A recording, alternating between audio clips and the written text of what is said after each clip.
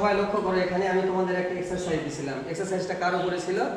ডিগ্রির উপরে, তাই না? এটা আমাদের চেঞ্জিং সেন্টেন্সের টপিক ছিল, সুপারলেটিভ পজিটিভ কম্পারেটিভ ডিগ্রি করা। এইটা তো এইটাটা আমি তোমাদের যে কাজটা দিয়েছিলাম, এটা অনেকের হয়েছে আবার অনেকের ভুল হয়েছে, ঠিক আছে?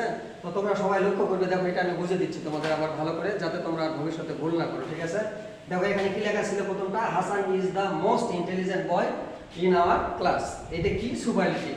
এই সুপারলেটিভকে কি করতে দিয়েছিলাম? পজিটিভ আর কম্পারেটিভ, তাই না? আমরা সাধারণত জানি যে সুপারলেটিভ ডিগ্রিকে যখন পজিটিভ অথবা কম্পারেটিভ ডিগ্রি করব, আমাদের একটা জিনিস খেয়াল রাখতে হবে যে এই সুপারলেটিভ ডিগ্রির মধ্যে ওয়ান অফ দ্য কথাটা আছে না ওয়ান অফ দ্য কথাটা নেই। যখন ওয়ান অফ দ্য কথাটা থাকবে তখন একটা নিয়ম থাকবে, আর যখন ওয়ান অফ দ্য কথাটা আছে তখন একটা নিয়ম থাকবে, তাই না? তো নিয়মটা কি?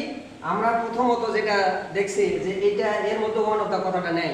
এটাকে যখন আমরা পজিটিভ ডিগ্রি করব তখন সেই সূত্রটা তো আমাদের জানাই আছে, কি?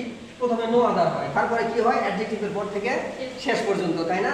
তারপরে একটা ভার্ব হয়, তারপরে একটা অ্যাজ হয়।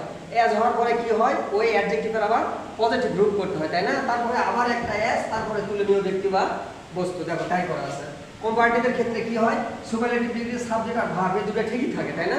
এই যে দেখো তাই আছে এখানে হাসান ইজ, এখানে ছিল হাসান ইজ। তারপরে আমার কি কাজ? অ্যাডজেক্টিভের কম্পারেটিভ ফাউন্ড করতে হবে। তাহলে এখানে অ্যাডজেক্টিভটা কি ছিল? Intelligent, most intelligent. তাহলে মোস্টের পরিবর্তে আমরা কি করি? মোর, তাই না? More intelligent. তারপরে আমরা কি করি? দেন এনি আদার অথবা দেন অল আদার, তাই না? এইটা যোগ করার পর আবার ওই পূর্বের মতো যে মানে অ্যাডজেক্টিভের পর থেকে শেষ পর্যন্ত। এখানে অ্যাডজেক্টিভ কি ছিল? Most intelligent. তাহলে এরপরে কি ছিল? বয়, বয় ইন আওয়ার ক্লাস। দেখো এখন আমাদের যখন সুপারলেটিভ ডিগ্রির মধ্যে ওয়ান অফ দ্য কথাটা উল্লেখ থাকবে তখন আমরা কি করব? যখন আমরা দেখব যে সুপারলেটিভ ডিগ্রির মধ্যে ওয়ান অফ দ্য কথাটা উল্লেখ আছে, তখন ওই সাধারণ নিয়মের মতো শুধু দুইটা জায়গাতে ব্যতিক্রম হবে। কম্পারেটিভের ক্ষেত্রে নো আদারের পরিবর্তে ভেরি ফিউ হবে, আর ভার্ব ইজ থাকলে আর হবে, ওয়াজ থাকলে ওয়ার হবে। কম্পারেটিভের ক্ষেত্রে শুধু একটা জায়গাতে পরিবর্তন হবে। কি পরিবর্তন হবে? আমরা স্বাভাবিক নিয়মে কি করতাম? যে দেন এনি আদার আর দেন অল আদার লিখতাম, তাই না? এখন এই দেন এনি আদার আর দেন অল আদারের পরিবর্তে আমরা কি লিখবো? দেন মোস্ট আদার। ওকে, দেখো দুইটা উদাহরণ দেখো। Chittagong is one of the, এই যে ওয়ান অফ দ্য আছে, তাই না? Chittagong is one of the biggest seaport in Bangladesh.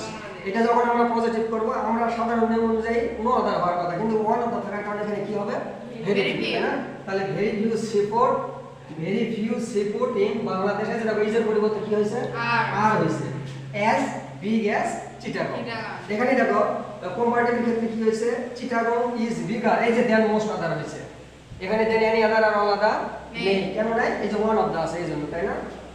Seaport in Bangladesh. তো dear learner, this is all for today. Goodbye and Allah Hafiz.